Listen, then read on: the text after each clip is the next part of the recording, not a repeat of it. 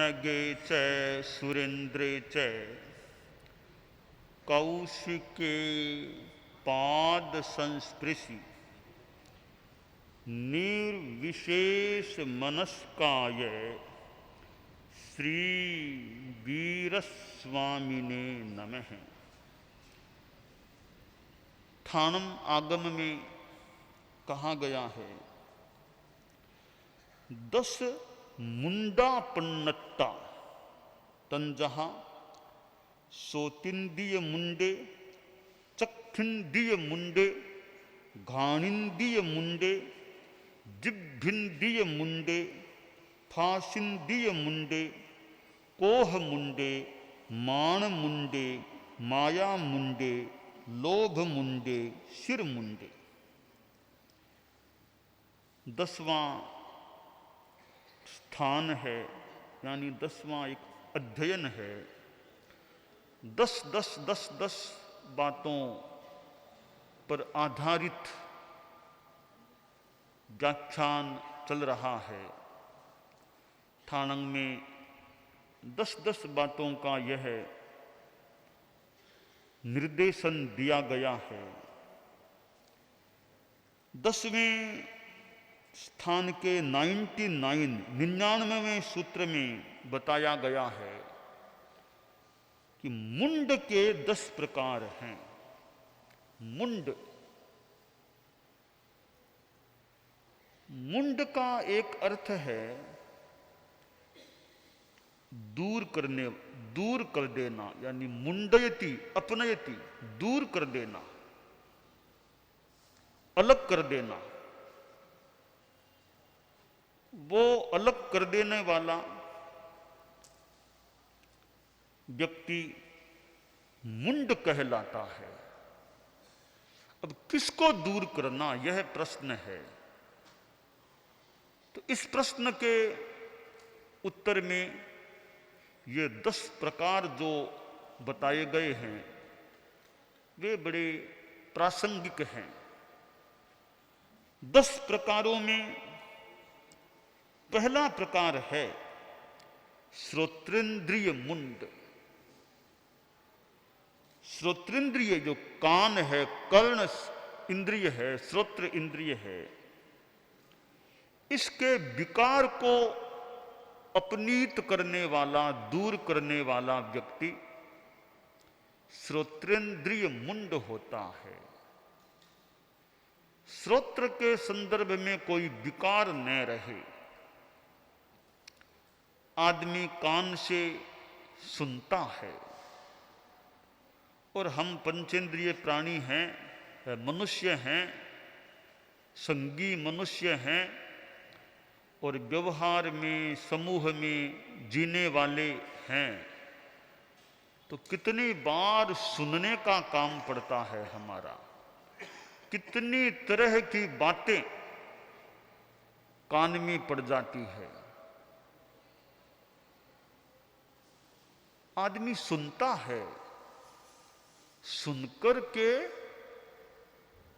पचाने की शक्ति हमारी अच्छी रहनी चाहिए कि अनेक बातें सुनते हैं।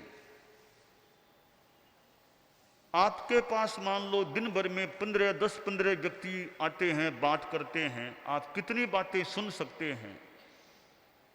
मेरे पास भी अनेक मान लो बातें आ सकती है, इनके पास भी आ सकती है। तो सुनना एक बात है, हर सुनी गई बात को मुंह से बाहर निकालना,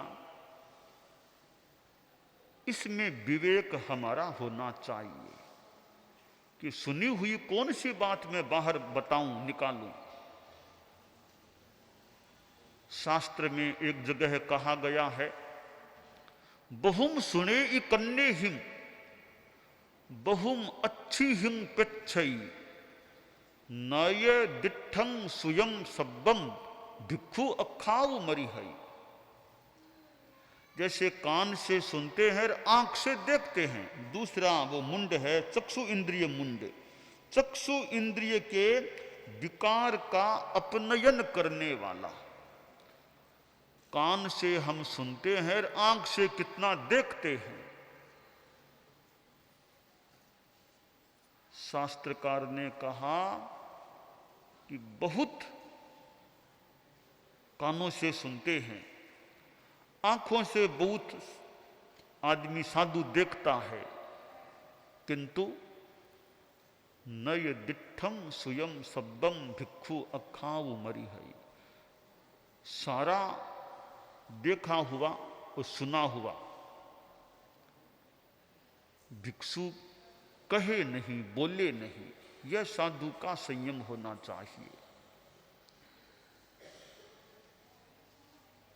कई बातें भीतर में रखने की होती है, बस भीतर में चली गई, अब उसको निकलवाना हर किसी के बस की बात नहीं होती है। इसका एक उदाहरण है कि कैसे भीतर में रख लेना। मगन मुनि इसका एक उदाहरण हो सकता है। हमारे धर्म संघ के मुनि श्री मगनलाल जी स्वामी, हम मेवाड़ में ही हैं, तो मोटा गांव गोगुंदा के वो थे और उन्होंने अपने जीवन में 5 आचार्यों के शासन काल में संयम जीवन पाला था। संयम जीवन तो पाला, इतना ही नहीं, वो कितना अपना योगदान भी उन्होंने धर्म संघ की सेवा में दिया था। उनके लिए ऐसे सुनते हैं, कहा जाता है कि वो बात सुन लेते, वो हर बात उनसे संभवतः निकलवाना कठिन था। इसका एक प्रसंग हमारे यहाँ तो संतों में तो काफी प्रसिद्ध ही होगा कि दालगणी जैसे को भी थोड़ा श्रम करना पड़ा बात को निकलवाने के लिए। हुआ यूं, मानक गणी का महाप्रयाण हो गया था और पीछे यह प्रसिद्ध है कि मानक गणी ने कोई उत्तराधिकारी नहीं बनाया था, कोई निर्णय नहीं दिया था। तो उत्तराधिकारी कोई था नहीं, आचार्य कोई संघ में था नहीं। सामान्य परंपरा यही है कि वर्तमान आचार्य ही भावी आचार्य का निर्णय कर दें। परंतु एक प्रसंग बन गया था हमारे धर्म संघ में कि 6ठे आचार्य श्री मानक गणी ने पीछे कोई नाम उत्तराधिकारी के रूप में घोषित नहीं किया और न कोई लिखित रूप में छोड़ा। तो संघ में कोई आचार्य नहीं था, तो फिर संत लोग मिलेर कर करा करके डालचंद जी स्वामी को आचार्य के रूप में मुनि श्री कालू जी स्वामी रेल मगरा की घोषणा के द्वारा आचार्य बना दिया गया। बाद में दालगणी वो पहले उधर गुजरात में कच्छ में चतुर्मास करके आ रहे थे और जोधपुर के आसपास पहुंचे थे, तब यह निर्णय उनके नाम का हुआ था। निर्णय लाडनू में हुआ था। फिर वो डालमुनि भी अब तो डालगणी बन गए, लाडनू पधारे। धर्म संघ से, संघ के यानी साधुओं से, साधियों से मिलना हुआ। तो एक दिन डालगणी ने मगन मुनि से बात की। गुरु चेले के बीच की बात हो रही थी। डालगणी आचार्य थे, मगन मुनि संत थे, पर एक मानिस्ते संत थे। गुरुकुलवास में तो मानो एक दीपते संत कह दें, मानिस्ते संत, मोजी ऐसे संत थे। तो डालगणी ने मगन मुनि से बात की, थोड़ी गंभीर एक बात थी। मैं अपनी शैली में बताऊं, डालगणी ने कहा, रे मगन जी, तुम लोगों ने, संतों ने ये मेरा नाम कैसे तय कर दिया? मैं तो इतना कोई गुरुकुलवास से भी ज्यादा कोई परिचित नहीं हूँ, ज्यादा रहने वाला, मैं नारा में रहने वाला हूँ और मैं गुरुकुलवास की रीतियों से इतना कोई ज्यादा संपृक्त नहीं हूँ, तो मेरा नाम तुम लोगों ने कैसे निर्णीत किया इस पद के लिए? कहता था आप योग्य लगे, संघ का भाग्य था, ऐसे हमें गुरु मिल गए, आचार्य मिल गए। अच्छा ठीक है मगन जी, तुम लोगों ने अपने ढंग से चिंतन मंथन किया, पर मैं इस प्रस्ताव को स्वीकार नहीं करता। तो तुम लोगों ने मेरा नाम सोचा कि घोषणा हुई, निर्णय जो भी हुआ, मैं कह देता मैं यह पद स्वीकार नहीं करूंगा, ये तो मेरी इच्छा की बात थी ना, तो फिर तुम लोग क्या करते? नहीं गुरुदेव, ऐसा कैसे हो सकता? हम आपको मना, डालियम देव मनावता, आपको मनाते, पैर पकड़ते, जैसे तैसे हम विनती करते, मनाने की चेष्टा। अरे मना लेते, मैं नहीं मानता तो क्या करते?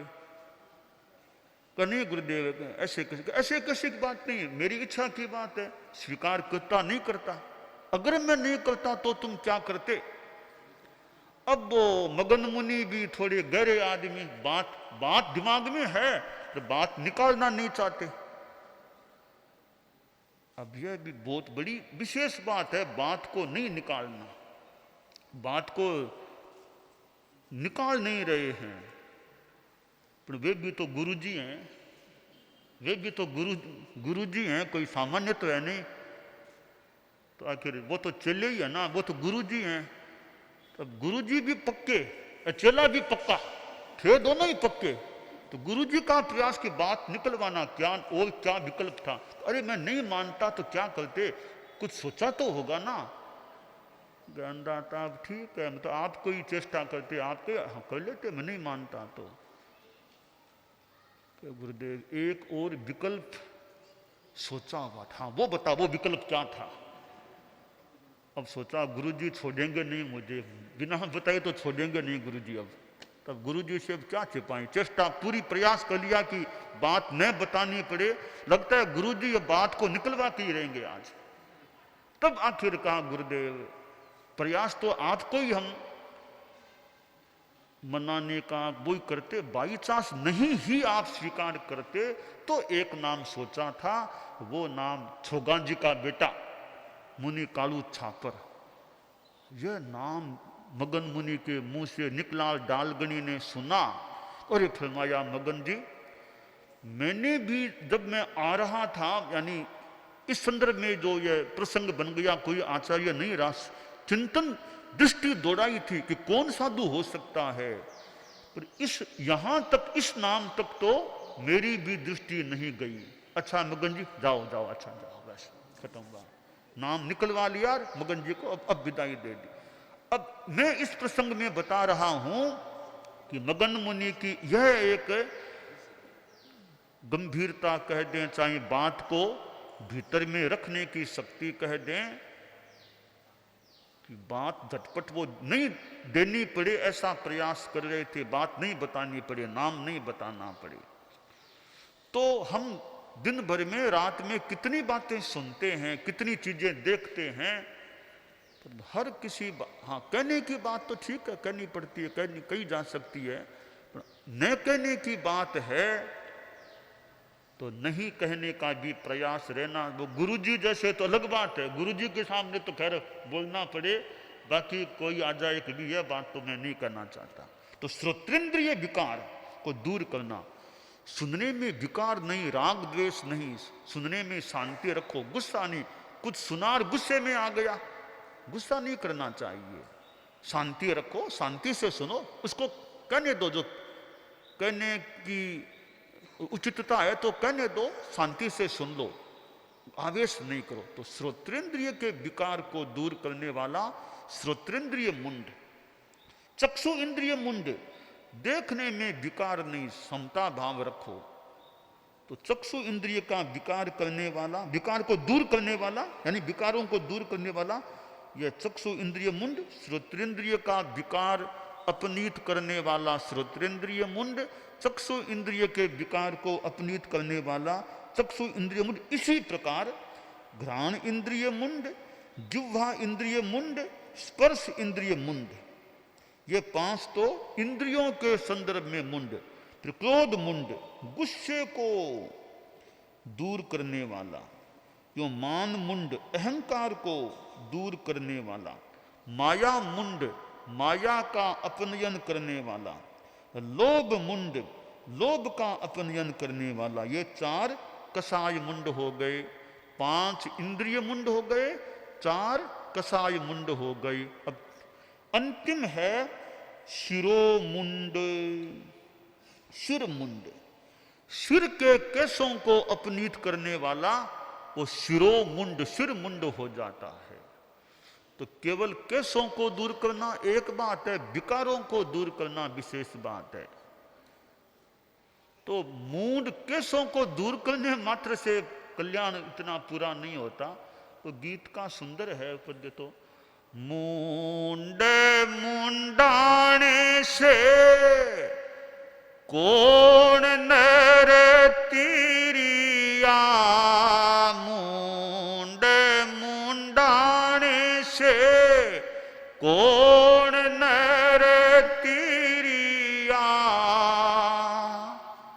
भेड़ क्यों न तीरे जाके मुंड्योड़ा ही सर है, भेड़ क्यों न तीरे जाके मुंड्योड़ा ही सिर है, तीरे गावे ही जाके हृदय में हर है, तीरे गावे ही जाके हृदय में है।